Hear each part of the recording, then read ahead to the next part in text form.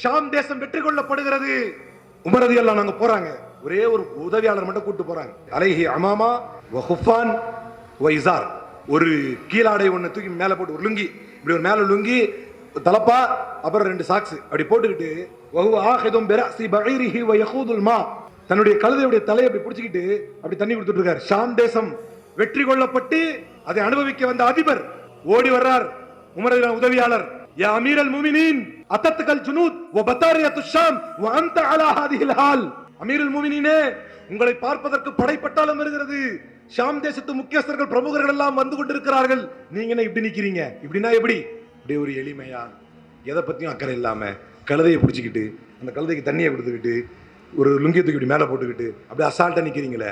அல்லாஹ்வுடைய தூதரின் அருமை தோழர் உமர் ரலியல்லாஹு அன்ஹு அவர்கள் சொன்னார்கள், இன்னா கௌமுன் அஅஸ்ஸனல்லாஹு பில் இஸ்லாம் ஃபலன் நல்தமிஸில் இஸ்ஸ பிகைரிஹி.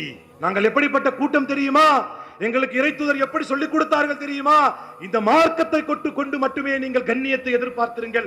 முஸ்லிமாக வாழ்வதும், இறை தூதரின் உம்மத்தாக வாழ்வதும், முஹம்மது ஸல்லல்லாஹு அலைஹி வஸல்லம் சமூகத்தில் ஒருவன் என்று மார்தட்டிக் கொள்வதுதான் பெருமை. அவரின் உம்மத்தில் ஒருவன் என்று பெருமை கொள்வதுதான் பெருமை. அவரை பின்பற்றுபவரில் ஒருவன் என்று பெருமை கொள்வதுதான் பெருமை.